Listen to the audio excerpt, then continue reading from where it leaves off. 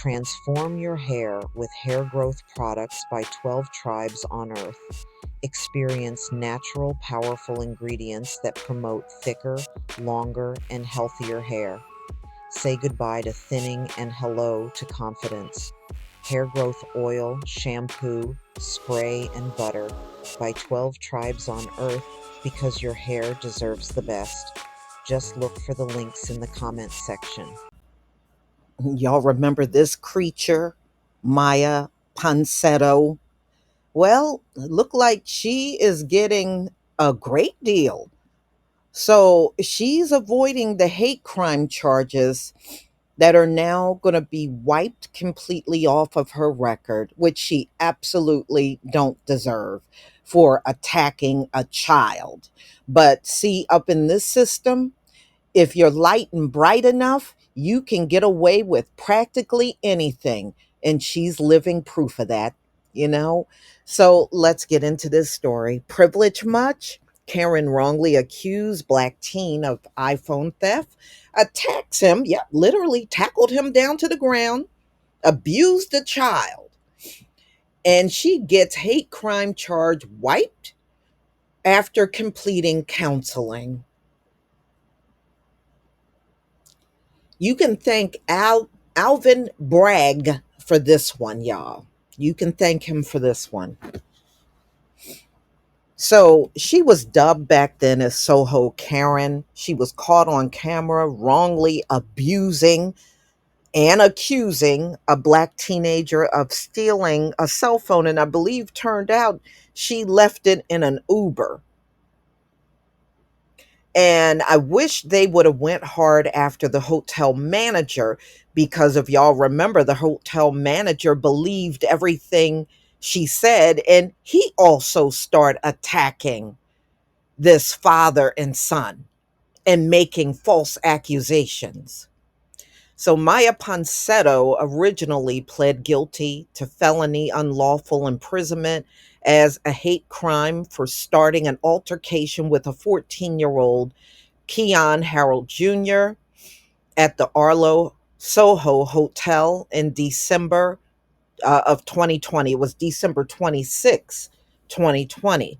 Harold's father recorded the encounter that showed Ponsetto's approach his son and accused him to a hotel manager who also sided with her and was also wrong of taking her iPhone. Now, remember, they were just coming off of an elevator. So I don't know how he would have gotten a hold of her iPhone. The video from the hotel lobby showed Harold and his son, who were guests at the hotel, trying to walk away from Ponsetto after rejecting her claims, but she follows behind and grabs Harold Jr. and tackles him to the ground to keep him from leaving. It was as wrong as 2 left feet. And see, that's the problem with a group of people that's always making an accusation that we are committing the crimes, but then we see the amount of times they are always wrong in making these accusations about us committing these crimes. It's one thing if you're making the accusation and you're correct, but y'all seem to be wrong an awful lot. So, anyway, the plea deal she struck in Manhattan with the prosecutors, Alvin Bragg, in April of 2022, dictated that as long as the 26-year-old stay out of trouble with the law and complete 2 years of counseling, she could get the hate crimes wiped from her record. That deal never should have been made. She did a physical assault. There is nothing less than jail that she should have gotten. She met the terms of the deal this year and entered a new plea to misdemeanor second degree aggravated harassment in the case.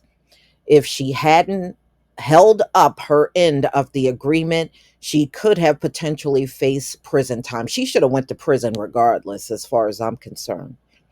In spite of my opinion that this matter was deliberately mischaracterized and mislabeled, I am relieved that our firm successfully convinced the New York County DA to forego any lasting damage to Maya Ponsetto. This is according to her attorney. Miss Ponsetto was unfairly put through a public ringer stemming from this mishap. No, no, nothing that happened to her was unfair. The only thing that's unfair is she didn't go to jail. She initiated that entire attack, and her accusation was completely unfounded. She never laid her eyes on this teenager until he came off of that elevator with his father. Prior to that, she never seen him. So how was it that she was so sure this teen took her phone and she had never seen him before? Never had an encounter. They did not know each other.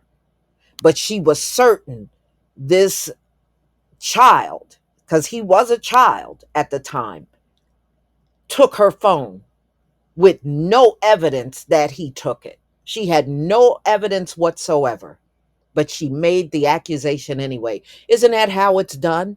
When they accuse us of crimes, they have zero evidence, but they are certain that you did this crime. And we see them wrong an awful lot.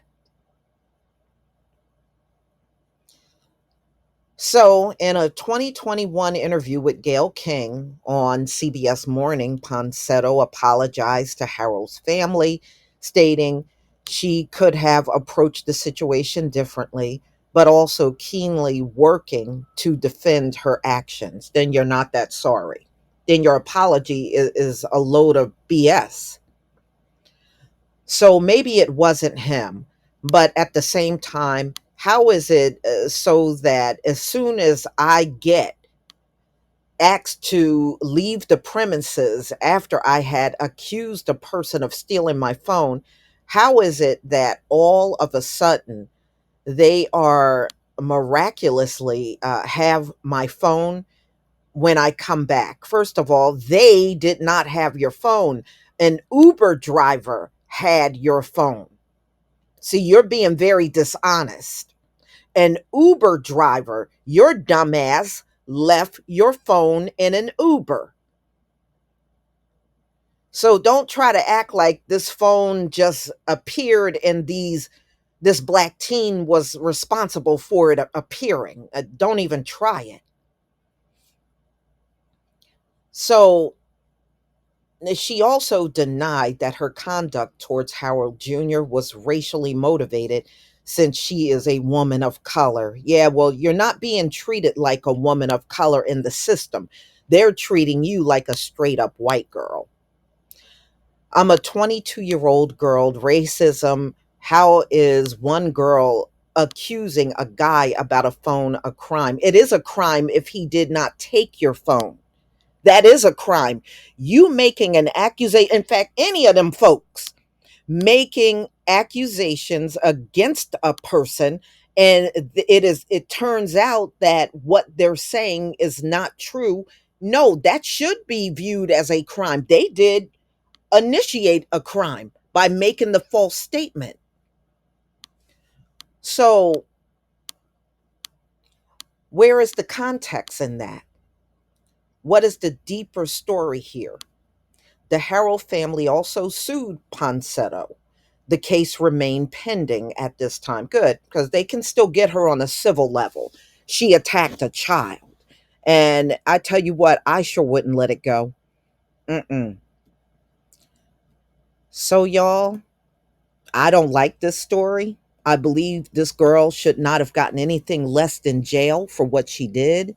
And the fact that she was wrong in the whole thing when it came down to the missing phone, the charges should have stuck for hate crime. I would not have given her no opportunity to go to no counseling. She didn't deserve that. But y'all tell me what you think about this video. Please leave your comment and subscribe. Don't forget to hit on the notification bell, and I'll see you on the next video. Peace, family.